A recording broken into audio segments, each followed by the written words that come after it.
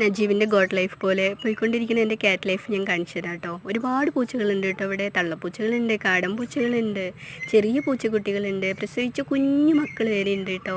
അപ്പോൾ അവരെയൊക്കെ നിങ്ങൾക്ക് ഇഷ്ടപ്പെടുകയാണെന്ന് വെച്ചാൽ ഒന്ന് ലൈക്ക് ചെയ്യണം, സബ്സ്ക്രൈബ് ചെയ്യണം കേട്ടോ. ചെറിയ യൂട്യൂബ് ചാനലുകാരെയൊക്കെ ഒന്ന് മൈൻഡ് ചെയ്യണേ, എന്നാലല്ലേ വളരാൻ പറ്റുള്ളൂ.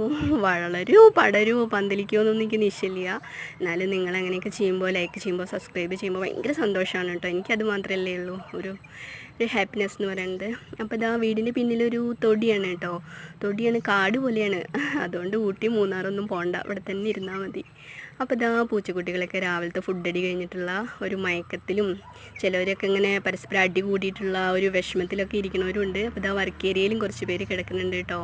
ഇത് 2 മാസമായ പൂച്ചക്കുട്ടികളാണ് കേട്ടോ. നായകളുടെ ശല്യം ഉള്ളതുകൊണ്ട് ഞാൻ കൂട്ടിലിട്ടിരിക്കുകയാണ്.